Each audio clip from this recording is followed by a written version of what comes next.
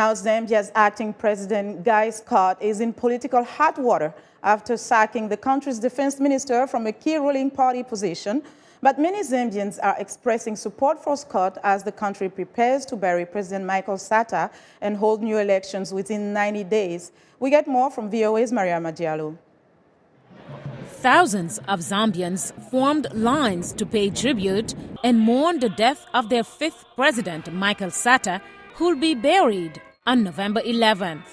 Mr. Sate's work and passion for the country was demonstrated while he was in office, says Palan Mulonda, Zambia's ambassador to the United States.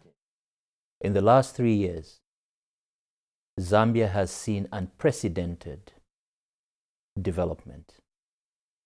And what is interesting is that President Sate was a leader who associated himself with the underprivileged. This is not the first time that Zambia has lost a sitting president. In 2008, President Levi Mwanawasa died in office at the age of 59. What's new is that the late president's interim successor is a white Zambian. Former Vice President Guy Scott is the son of Scottish parents who immigrated to Zambia. In a public address, Scott hasn't brought attention to his skin color. As acting president for 90 days, or less, hopefully, if we can move ahead with the elections, my legacy will be a peaceful and fair election and a smooth transition. Zambians seem to have mixed opinions about having Africa's first white head of state in 20 years.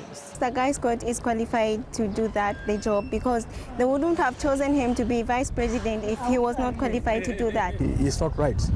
50 years after independence, I think we're supposed to have our own indigenous person acting in that position.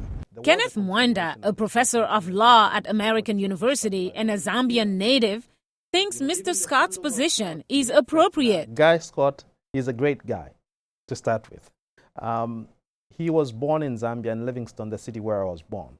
Believe me, Guy Scott has been in Zambia more than I have been in Zambia. Although my parents are indigenous Zambians, but I cannot claim legitimacy to being more Zambian than Guy Scott.